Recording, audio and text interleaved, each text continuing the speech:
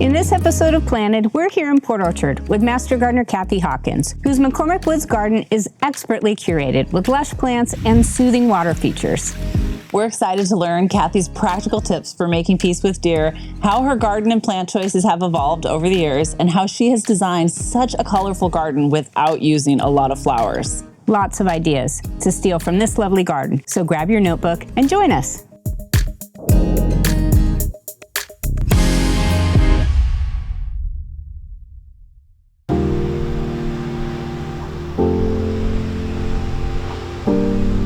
Gardeners everywhere are always trying to figure out how to create a lush and beautiful garden that just doesn't end up being an all-you-can-eat buffet for deer. Kathy's garden has evolved in direct response to this challenge, so we're looking to learn her secrets. Kathy? Oh yes, they are an ever-challenging event in our yards. 5 or 6 of them will be in the front yard, often napping, ready to just nibble on anything. But I recently listened to Ray, who's the director at Heronswood, speak on deer. And one of the things he mentioned that really caught my attention was the fact that they're not big water drinkers. So they're drawn to all those soft, tender plants in our garden. And they are the most voracious eaters in late spring to early summer. But anyway, grab those sprays and head out and spray those things. It smells horrible for a couple of days, but it really works. And not just in spring and summer, you got to do it all year round. Oh my gosh, yes, all year long, yeah. So find those days when there's no rain and head out. Deer are fickle, and we know they'll try something once and never try it again, but what plants in general do you find are most deer resistant? Well, the fawns haven't quite developed their palate yet, so they come in and nibble on everything.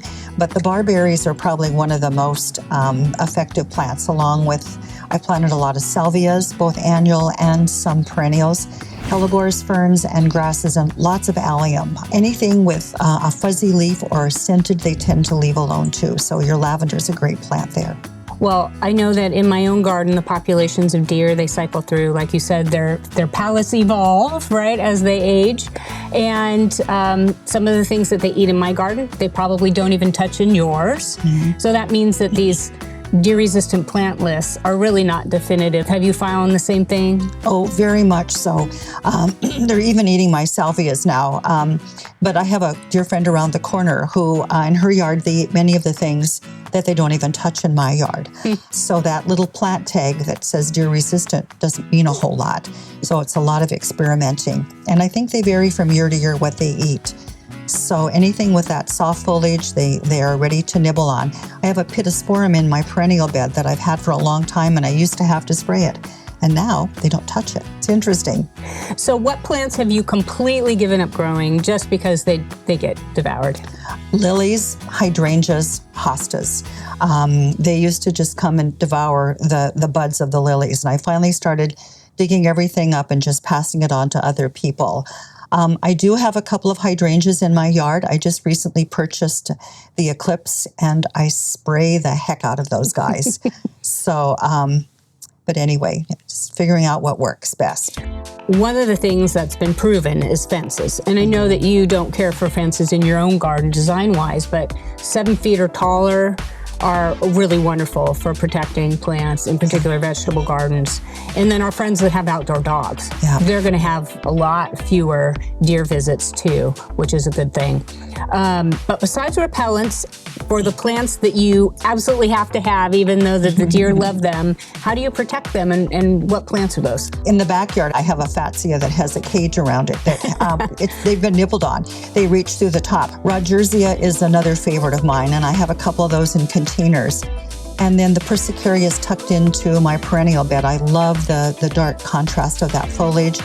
And also the Spirea, the magic carpet, wonderful orange, brownish foliage and blooms, which I love, but they're kind of all rounded from the deer, even though they're sprayed. So you just have to learn to live with it. Well, it's great to see Kathy's garden looking so healthy and beautiful, despite the thriving deer population. And let's face it, deer have just as much right to a wholesome meal as we do. We hope our Planted viewers take away some new things to try. Mm-hmm. It's frustrating and expensive to replace plants, but it's a lot of just trial and error. And then we just have to learn to live in harmony with them. I like them. I don't want to harm them. So I completely agree with you. Thanks for watching, and remember, the more you grow, the more you know.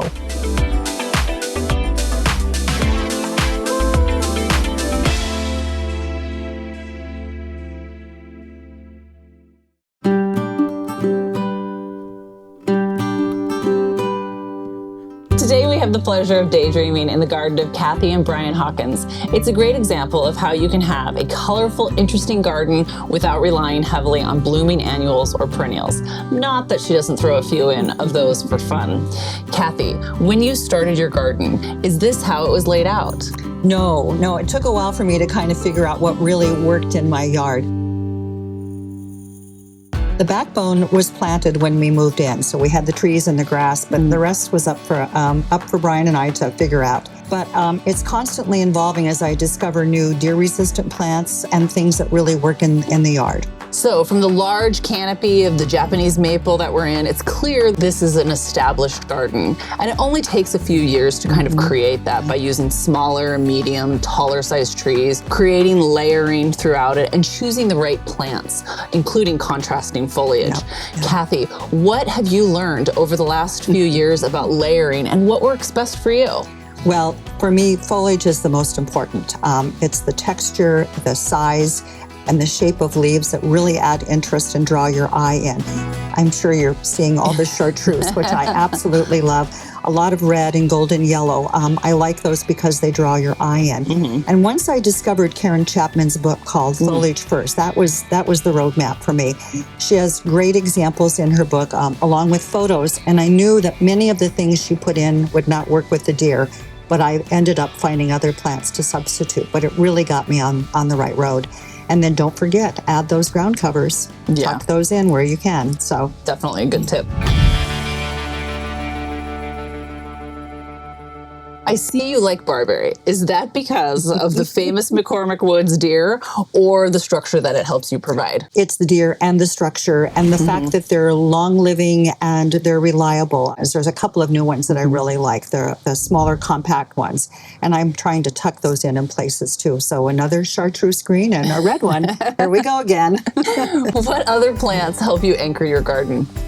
Well, again, chartreuse. So I found that the deer don't nibble on forest grass, which I've kind of plunked in all over. I love that stuff. And then in the front yard, which we have a lot of shade, I planted the Sun King Aurelia. And those are totally herbaceous, but they're fabulous during the summer. I love that big pop of color. My other new thing that I've been trying to add is some evergreen conifers. And I'm constantly, when I shop, touching and feeling them to see if they're a little tougher, because the deer will eat the soft ones. That's a good tip. Yeah. So. I see that you have flowers placed in kind of very intentional areas, and you choose long season bloomers like ornamental alliums, salvias, things like that can handle the deer and create color for you. What are your favorites? Well, I found that catmint, I love that because it's long lasting and the deer just have never touched it. Along with the perennial salvias. I like the real tall ones, but they tend to be a little tender, but they're a great addition. Bee balm and verbascum are two other things that they never touch. And for great spring, early summer color, that Mexican mock orange is a wonderful addition, and it's very fragrant too. The only annuals I use are the lantana, which is right behind you, and the annual salvia, and that's a great one because they don't touch that either. I just love the mix of color and foliage that you have in your garden. I could probably stay here all day and just stare at it. You also have a knack for using pots and ornaments and furniture, like you can see the orange one back behind us. It adds color and interest throughout it, and your new favorite color seems to be orange, I see. I never liked orange, until just recently, but a can of spray paint is the best cure for that. And then I found a container that I put a fern into. I do love containers, but I don't plant them with annuals. I plant them with small shrubs and some perennials because I want that year-round interest in the garden, and I just don't mess with them, which is great. I love my hanging baskets. I like that little vertical interest that draws your eye up. Definitely. And they just add that pop of color. The other piece, I feel like the patio is kind of part of my garden, so I like to use tablecloths and pillows, and I'm not a big art person. I've got little touches of art here and there, but I want it to pull you in and make you sit for a while and enjoy. Kathy's garden is serene yet exciting and interesting. Thanks for sharing your tips for making it bright and colorful without using a lot of flowers. I really could sit here all day, and I'm really excited to see where your next inspiration takes you and how it turns out. Remember, the more you grow, the more you know.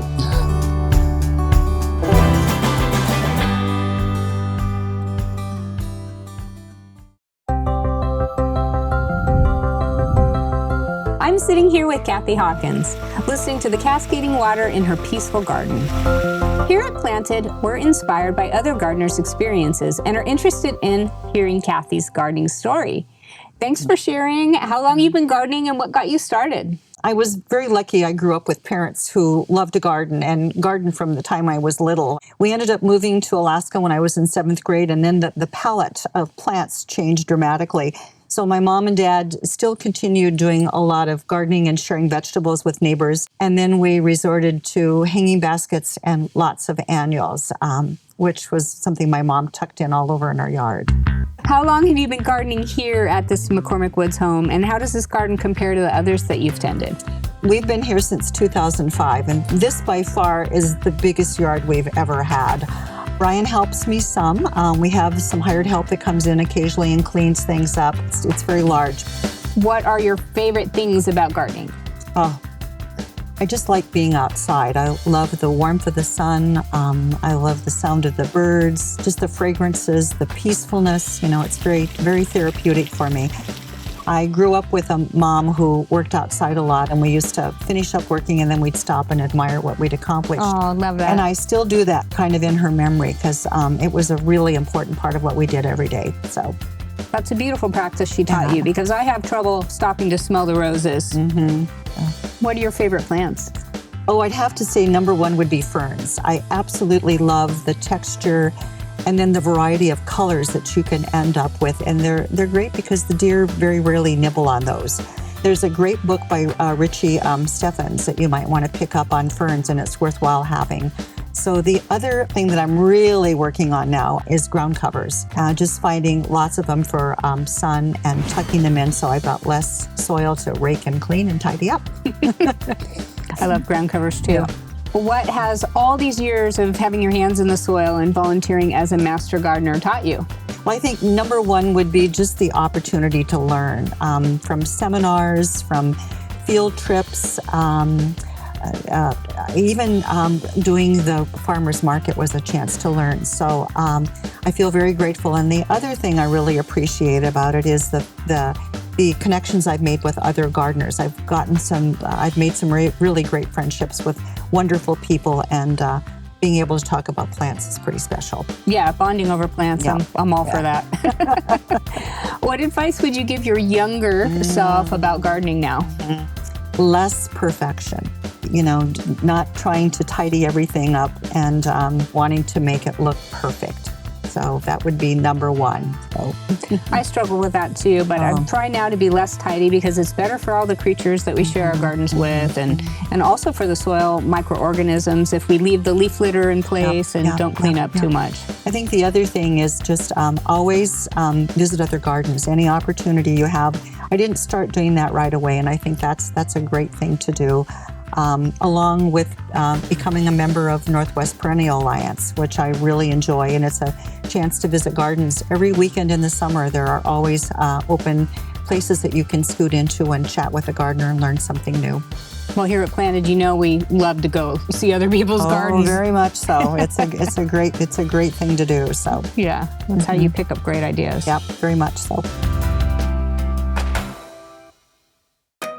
Well, thank you for sharing your personal gardening story with us. We really like learning what's behind the creation and the care of a garden. And this one's so beautiful, well-planned, and very intentional too. Well, thank you for allowing me to have the opportunity to share it with you. I really appreciate it.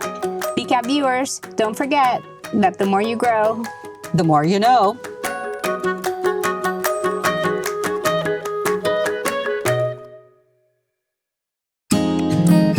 A huge thank you to Kathy and Brian Hawkins for welcoming the BCAT crew to their peaceful and inspiring garden. We're coming away with a must-try plant list for color and deer resistance.